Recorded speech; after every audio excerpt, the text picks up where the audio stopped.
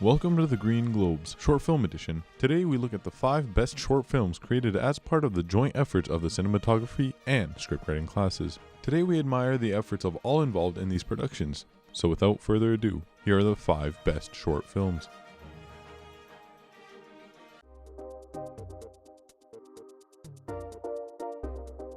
When he's about to go off to college, an older brother wants to go on a road trip to reconnect with his younger brother. But after a near miss at a traffic stop, he starts to hear disembodied voices, and reality may not be what it seems. Getaway is a mixed genre comedy / psychological drama written and directed by Max Barzo. My name is Max Barzo, and I'm the director of the short film Getaway. 6 more hours to Miami, my dude. I got my idea from, everyone has minor problems in their life. If you look at my life, I have a great life, but I have an anxious mother, I have a brother, and I just have regular family issues. If you take those issues within the family and you expand them, you can kind of make pretty horrible scenes if you want to. So I don't know, I took minor horrible feelings and I just made them bigger. How does that even happen? He broke both of his legs. So I knew I wanted to make people feel safe in the movie and then kind of have that turn, that change. You killed him.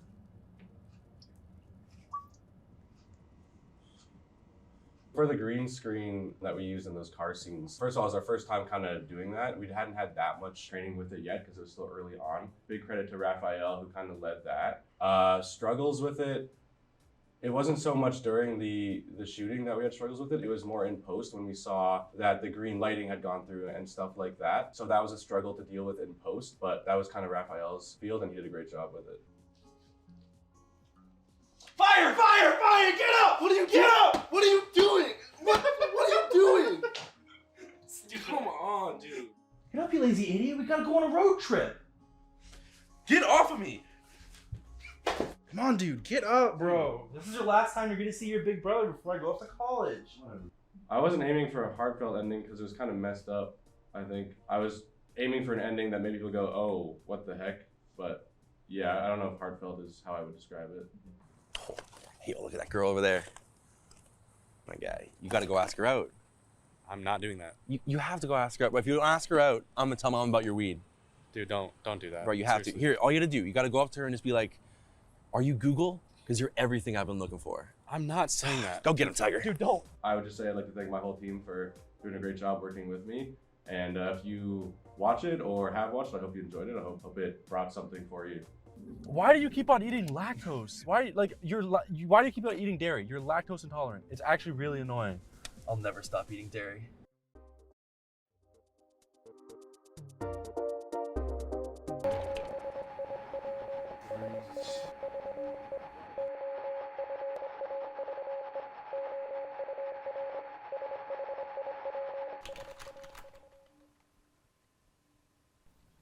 Hey, sweetheart.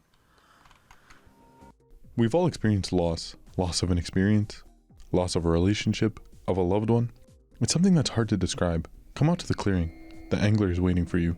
The Angler is a psychological sci-fi drama written and directed by Maddie Deverens. As well, she played the lead role as Dr. Haley Myers. Hi, I'm Maddie, and I am the writer, producer, co-director, and star of The Angler. My inspiration for Angler was maybe a little bit coming out of the pandemic, but also the death of my grandfather. I wanted to tell a story about grief and how that can be a really isolating thing. And when you are in the middle of a period of grief, being isolated can leave you susceptible to even worse things. So I wanted to relay that through the message of kind of a sci-fi horror. Doing all the roles that I did was really only possible because I was passionate about the project, and I can't stress enough how much I relied on my crew. My crew was amazing, and there's no way I could have done it without them, but it was stressful. Good thing I was playing a stressed out crazy lady, because that's who I was a stressed out crazy lady. I know. I understand, Mary. I'll talk to you in a couple weeks. There were some challenges for filming and writing. Obviously, you have a concept in your head, then you're faced with the reality of what your vision can do with the limitations that you have, with timing, with location, with equipment. It was challenging and sometimes a little disheartening when things didn't work out the way that you particularly wanted them to. But ultimately, I'm still really proud of the work that me and my team did because it ended up being great.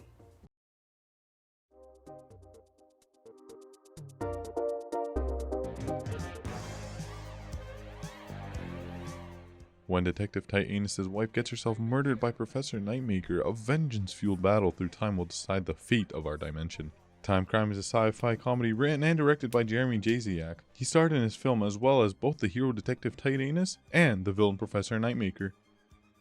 My name is Jeremy Jasiak, and I'm the writer, director, and star of Time Crime.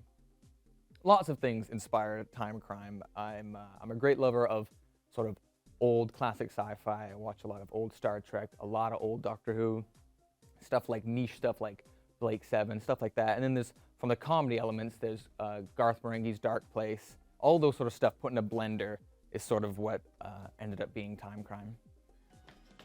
It's all over, Nightmaker! Over. No, Debbie. It's far from being all over. Yeah, believe it or not, originally I wasn't supposed to be both the main character, the villain, and do some voiceover work on it. That was due to a lot of time crunching and a lot of panic on my part, and not a lot of volunteers approaching to be in my my sci-fi comedy, wouldn't you believe?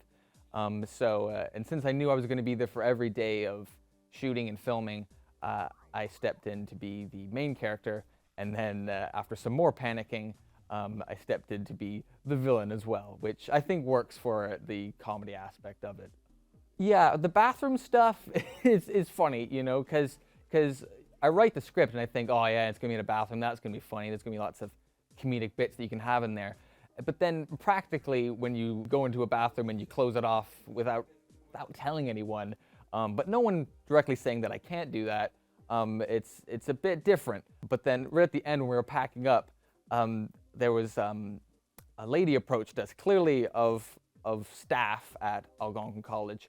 The rest of the crew and cast disappeared into the bathroom while I was left at the door, still in costume, mind you, as the villain. And she just really ripped into me about how I can't be there, I shouldn't be there, and this is a big no-no, and this is very, very serious, and I could get into lots of trouble. But I shifted the blame onto my professor, and then we quickly packed up and left because we had finished by that point. So apart from that though, lovely filming. It was an interesting production. I'm putting this together and I'm like, is this any good? Is this even remotely interesting to look at? Like, I don't even care if it's funny, just is it interesting? Is it entertaining? So I'm just thankful people enjoyed it and seem to continue enjoying it. Apparently Grant, our scriptwriting professor, has shown it to at least 2 different classes as an example, which I am very, very flattered by.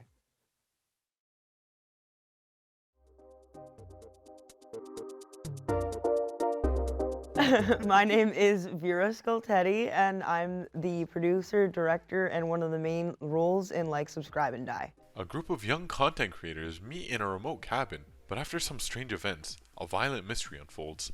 Like, Subscribe, and Die is a spoof horror film written and directed by Vera Scoltetti. The film features an assembled cast, which includes Vera herself. It was kind of interesting because one of the scenes did call for a bullet wound in my forehead, so I kind of had to improvise with different strategies of making that look real for camera. I ended up buying a special effects skin to kind of create a hole on my forehead and then use fake blood. But that was about the most like extravagant thing we did in Like, Subscribe, and Die. And it turned out really well in my opinion. It looked really real from afar, so I was pretty pleased with that. It was mainly just that one role that needed makeup, so it was me that just kind of did it to myself. It took me around 15 minutes in the washroom, and I came out with a gunshot over my head. My favorite scene, apologies for the spoilers, but would have to be the end where I have the killer holding up his gun and revealing himself in a kind of like a influencer style type of filming, just to bring it all around to show that it's about influencers producing small content for online. I had a really great crew. My DOP and everyone on cameras and audio did a really good job. We did run into little hiccups here and there just because it happens on a normal producing set. But overall, everything went pretty well, and it was on time as well. So I'm overall very proud and happy with the length and the success that we ended up with our shooting schedule. I'm thinking of maybe reproducing the entire movie with a new cast. My cast was a great cast to have in this movie. However, I do kind of want to give the opportunity to aspiring actors as well, rather than just TV broadcasting students, and see if it would actually be a liable short film for a film festival in the future. So I might reshoot it with the new cast.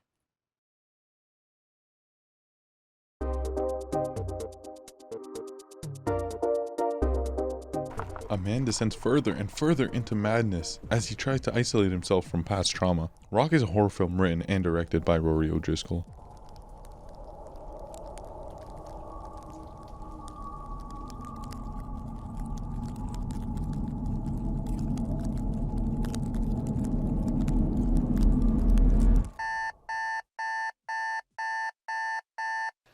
My name is Rory O'Driscoll, and I am the producer, director, writer of Rock, the motion picture. Yeah, no. When I came out of the army, I felt a lot like Ellis, the lead, the lead of Rock did, where I was, suffering from anxiety issues and from PTSD. I was freshly single and just coming out of a nasty long-term relationship. And I just felt incredibly isolated, and I just sort of felt myself turning down a darker and darker path. And I think a lot of that resonates within Rock.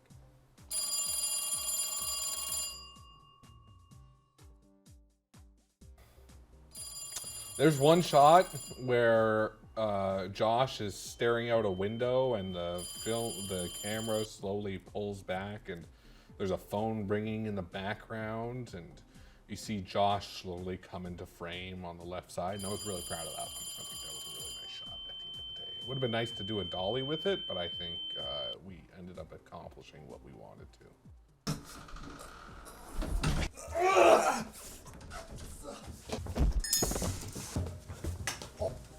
Nobody was harmed. So maybe some people were almost harmed, but I think what's important in that sentence is the almost. So no, nobody was harmed, but...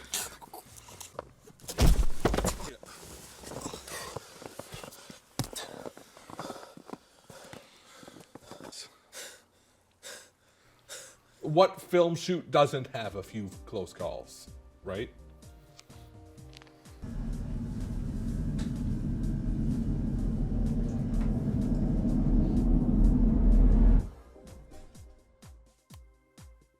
I'm sorry. No, that's not. Thanks for watching. And special thanks to the producers for allowing us to use footage from their films and agreeing to be interviewed. We hope the show has shown some light on the behind-the-scenes work that made these films possible.